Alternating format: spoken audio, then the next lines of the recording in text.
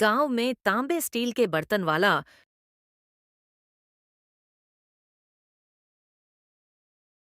रामदास नाम का एक साधारण सा इंसान अपनी पत्नी और दो बच्चों के साथ रहता था। लोग उसे पूरे गांव में बर्तन वाला कहकर पुकारते थे। सुबह सूरज निकलने से पहले वह अपनी पुरानी साइकिल पर बर्तन लाद कर निकल पड़ता। रामदास का जीवन आसान नहीं था।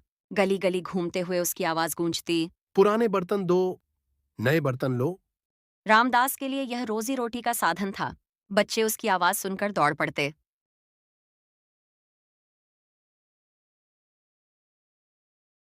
औरतें अपने अपने घरों से पीतल, तांबे या स्टील के पुराने बर्तन निकालकर उसे देतीं। कोई कोई उसे कपड़े या अनाज के बदले भी बर्तन दे देता। रामदास के लिए यह रोजी रोटी का साधन था। रामदास कभी पढ़ लिख नहीं पाया था। उसके पिता भी यही काम करते थे और वही काम उसने अपना लिया। लेकिन अब समय बदल रहा था। लोग बाजार से सीधे नए बर्तन खरीदने लगे थे। पुराने बर्तन बेचने की आदत धीरे धीरे कम हो रही थी।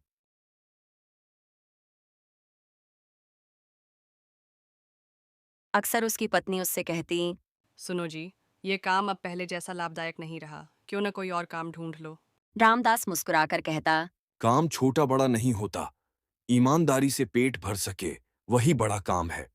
लेकिन भीतर ही भीतर उसे चिंता सताती थी कि बच्चों का भविष्य कैसे संवरेगा।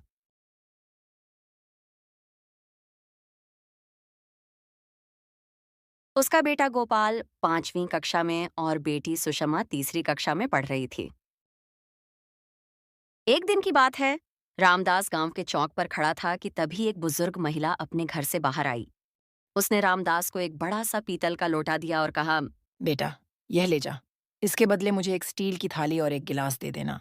रामदास ने लोटा हाथ में लेकर गौर से देखा। वह असल में सोने की परत चढ़ा हुआ बहुत कीमती बर्तन था। रामदास कुछ देर सोचता रहा। अगर वह चाहता तो आसानी से इस बर्तन को बेचकर बड़ी रकम पा सकता था।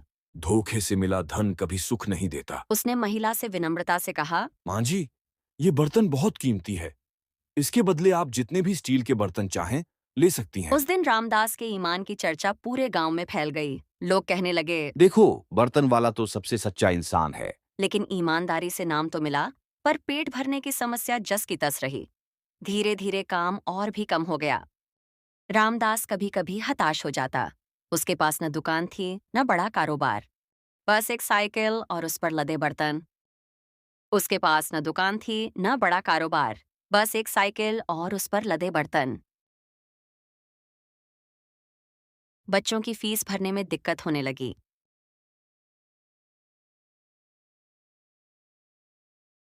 कई बार उसे गांव के साहूकार से कर्ज लेना पड़ा। पत्नी भी घर घर में काम करके कुछ पैसे जुटाने लगी।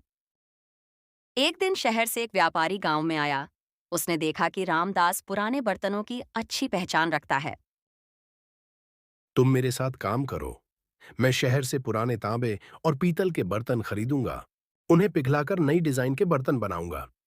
अब तक मैं अकेला मेहनत कर रहा था।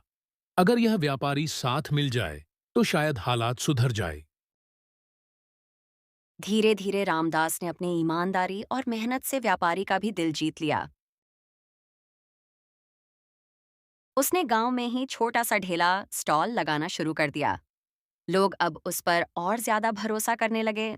गांव की औरतें कहती, बर्तन वाले से बर्तन लो, उसका सामान अच्छा और असली होता है। रामदास ने बच्चों की पढ़ाई पर और ध्यान दिया।